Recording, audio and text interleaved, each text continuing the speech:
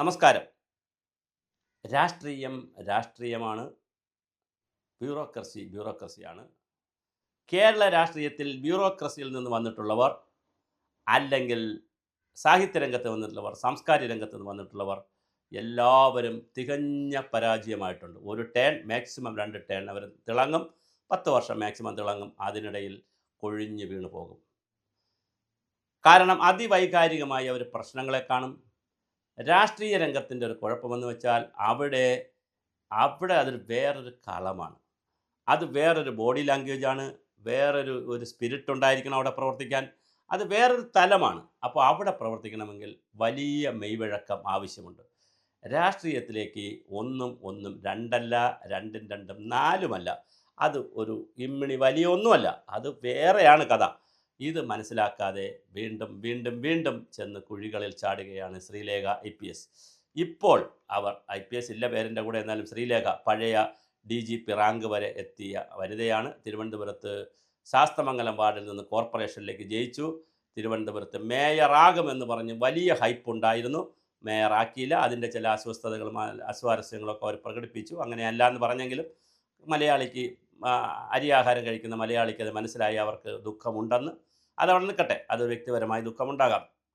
താനൊരു IPS ഒക്കെ കഴിഞ്ഞ് വന്നതല്ലേ, അപ്പോൾ തന്നെ നിർത്തി ജയിപ്പിച്ചപ്പോൾ സ്വാഭാവികമായിട്ട് തനിക്ക് വാക്കത്ത് കൊടുത്തു എന്നൊക്കെയാണ് പറയുന്നത്. അറിയില്ല. സുരേഷും കരമന ജെയിനും ഒക്കെയാണ് അത്. സംസ്ഥാന സെക്രട്ടറി സുരേഷും സിറ്റി പ്രസിഡന്റ് കരമന ജെയിനും ഒക്കെയാണ് അതിൻ്റെ ആളുകൾ. അപ്പോൾ നമുക്കതറിയില്ല. എന്തായാലും വളരെ നല്ല രീതിയിലുള്ള ഒരു വിജയമൊക്കെ കൊണ്ടുവന്നു. കോർപ്പറേഷനിൽ കാര്യങ്ങൾ വന്ന കൂട്ടത്തിലാണ്. ഇവർക്ക് ഈ സോഷ്യൽ മീഡിയ ഉണ്ട്. എന്നാൽ സോഷ്യൽ മീഡിയയിൽ ശ്രദ്ധിക്കേണ്ട കാര്യങ്ങൾ ശ്രദ്ധിക്കാതെ ഇവർ പലതും പോസ്റ്റ് ചെയ്യും. ദിലീപ് ജയിലിലായിരുന്നപ്പോൾ ദിലീപുമായിട്ടുള്ള സൗഹൃദം നല്ല സൗഹൃദമായിരിക്കും, നമുക്കറിയില്ല. ചിലപ്പോൾ നല്ലൊരു സെലിബ്രിറ്റി സൗഹൃദമായിരിക്കും. ആ നല്ല സൗഹൃദത്തിൽ ദിലീപിനെ സഹായിക്കുന്ന നിലയിലുള്ള ഒരുപാട് പോസ്റ്റുകളും വീഡിയോകളും ഒക്കെ ചെയ്യുന്നത്, കേസ് കോടതിയിൽ നിൽക്കുമ്പോൾ പോലും വീഡിയോകളൊക്കെ ചെയ്തിട്ടുണ്ട്. അത് ഒഴിവാക്കാമായിരുന്നു എന്നുള്ളതാണ്. അത് പോട്ടെ.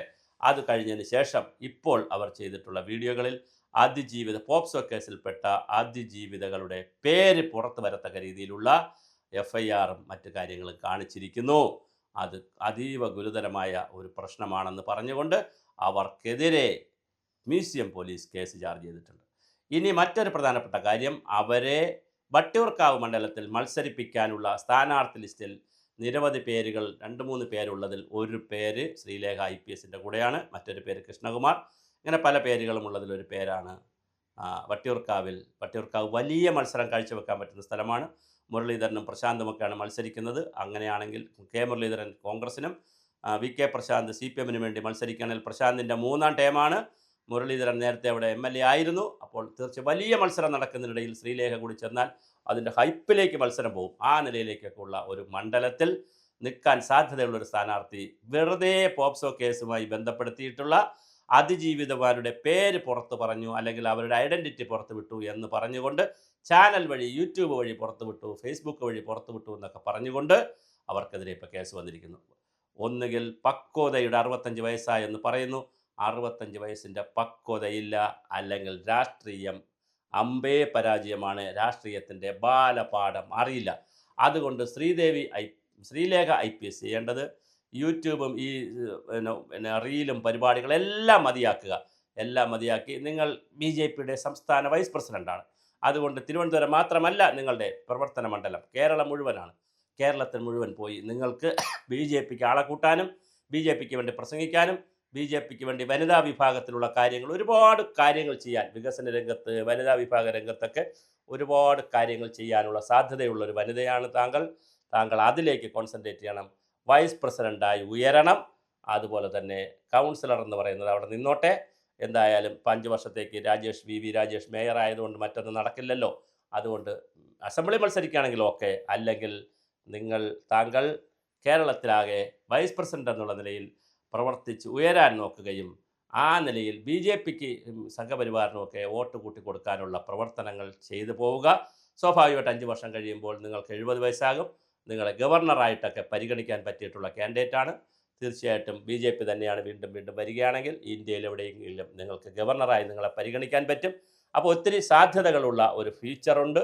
അതിനിടയിൽ ഈ കൊച്ചു കാര്യങ്ങൾ പറഞ്ഞ് അതിജീവിതയുടെയും ഇരയുടെയും പോപ്സോ അതെല്ലാം വൈകാരികമായി ശരിയാണ്. ഞാൻ അതിനുവേണ്ടി പറയും, ഞാൻ സമൂഹത്തിന് വേണ്ടി നിൽക്കും, ഞാൻ സമൂഹത്തിൻ്റെ കാര്യങ്ങൾ പഠിക്കാൻ നിൽക്കും, ഞാൻ അതെല്ലാം ശരിയാണ്. പക്ഷേ നമ്മളൊരു പൊസിഷനിൽ വരുമ്പോൾ അതിൻ്റെ ഒരു മിനിമം സ്റ്റാൻഡേർഡ് കീപ്പ് ചെയ്തേ പോകാൻ കഴിയൂ. നിങ്ങൾക്കെതിരെ വരാൻ പോകുന്ന കേസ് IPS കാരിയായിരുന്ന ഒരാളെന്നുള്ള നിലയിൽ, നിയമത്തിൻ്റെ എല്ലാ കാര്യങ്ങളും അറിയാമെന്നുള്ള ആരെന്നുള്ള നിലയിൽ ഇതുപോലൊരു കേസ് ഇട്ടത് കൊണ്ട് നിങ്ങൾക്ക് നഷ്ടമാണ് വരാൻ പോകുന്നത്. അത് കോടതി പോലും ഇരട്ടി പ്രഹരമായിരിക്കും നിങ്ങളുടെ വാദത്തിൽ കേൾക്കാൻ പോകുന്നത്. കാരണം അതറിയാം, നിയമം അറിയാമെന്നുള്ള ഒരാൾ നിയമം ലംഘിച്ചാൽ ഇരട്ടി ശിക്ഷയാണല്ലോ വരിക. അതുകൊണ്ട് തന്നെ എന്തിനാണ് ഈ അതിസാഹസങ്ങൾക്ക് പോകുന്നത്? നിങ്ങൾ ആവശ്യമില്ലാത്ത അതിസാഹസങ്ങൾ പലതും ചെയ്യാറുണ്ട്, വീഡിയോ വഴിയും പ്രസ്താവനകൾ വഴിയും. അതിൻ്റെ ആവശ്യമില്ല. പക്വതയുള്ള രാഷ്ട്രീയ നേതാവ് എന്ന് പറയുന്നത് എല്ലാം വിവാദമുണ്ടാക്കുന്ന ആളുകളല്ല. അങ്ങനെ വിവാദ നായകനോ നായികയായവരെ സമൂഹം എടുത്ത് ദൂരെ കളഞ്ഞിട്ടുണ്ട്. നിങ്ങൾക്ക് വലിയ സാധ്യതയാണ്. BJP പോലുള്ള രാജ്യം ഭരിക്കുന്ന ഒരു പാർട്ടിയിൽ ഒരു വനിത എന്നുള്ള നിലയിൽ നിങ്ങൾ ചെന്നപ്പോൾ നിങ്ങളുടെ IPS കൂടി പരിഗണിച്ചുകൊണ്ട് വലിയ ഒരു പൊസിഷൻ, വൈസ് പ്രസിഡന്റ് സ്ഥാനത്തേക്കാണ് താങ്കളെ വെച്ചത്. താങ്കൾ അതിലേക്ക് ഉയരുക. വീണ്ടും താഴെ പഴയ റീൽസ് ഇടുന്ന അല്ലെങ്കിൽ യൂട്യൂബ് ചെയ്യുന്ന ഒരു ശ്രീലേഖ IPS ആയി മാറാതെ സംസ്ഥാന വൈസ് പ്രസിഡൻ്റായി നിൽക്കുന്ന, ദേശീയ തലത്തിലേക്കൊക്കെ പോകാൻ കഴിവുള്ള വളരെ കൃത്യമായ ഒരു നേതാവായി താങ്കൾ മാറുക. അതിനുള്ള ഗ്രഹപാഠമാണ് താങ്കൾ ചെയ്യേണ്ടത്. അതുകൊണ്ട് തന്നെ മൗനമാണ് പലപ്പോഴും നല്ലത്. താങ്കൾ വർക്ക് ചെയ്യുക, അകത്ത് വർക്ക് ചെയ്യുക. അകത്ത് വർക്ക് ചെയ്താൽ സ്വാഭാവികമായിട്ട് പുറത്ത് വർക്ക് ചെയ്താൽ ഉണ്ടാകുന്ന ശത്രുക്കളും പൊതുസമൂഹത്തിൻ്റെ ശത്രുതയും കിട്ടും, പാർട്ടിയുടെ ശത്രുതയും കിട്ടും. രണ്ടും കൂടെ ആയാൽ താങ്കൾ തളർന്നു പോകും. പൊതുസമൂഹം ഒരു ഘട്ടം കഴിയുമ്പോൾ നമ്മളെ ഇങ്ങനെ എടുത്ത് പൊക്കിക്കൊള്ളാമെന്നൊക്കെ പറഞ്ഞ് വെച്ചിട്ട് അപ്പോൾ താഴെ ഇട്ട് കളയും. പിന്നെ അവർ നമ്മളെ തൊടത്തില്ല. അകത്തും ഗ്രിപ്പില്ലാതെ പോകും. അപ്പോൾ അതുകൊണ്ട് ആശയപരമായും ആദർശപരമായും പല കാര്യങ്ങളും പറയാം. ഞാൻ സമൂഹത്തെയാണ് സേവിക്കാനാണ്, അങ്ങനെ ഇങ്ങനെ പലതും പറയാം. പക്ഷേ നിൽക്കാനിടമില്ലാതെ വന്നാൽ, കാലിൻ്റെ അടിയിലെ മണ്ണൊലിച്ച് പോകുമ്പോൾ എന്നത് അറിയാതിരുന്നാൽ കയത്തിലേക്ക് വീണു പോകും. പിന്നെ കരഞ്ഞിട്ട് കാര്യമില്ല. അതുകൊണ്ട് ശ്രീലേഖ IPS മാഡം, താങ്കളോട് ഞങ്ങളൊരു അഭിമുഖമൊക്കെ ചോദിച്ചിട്ടുണ്ട്. അത് താങ്കൾ തരണം. എന്തായാലും താങ്കൾക്ക് എല്ലാ ഭാവങ്ങളും നേരുന്നു. ഇത്തരം അബദ്ധ കുഴികളിൽ പോയി ചാടാതിരിക്കട്ടെ. കാരണം താങ്കൾ അനുഭവ സമ്പത്തുള്ള മുൻ DGP കൂടെയാണ്.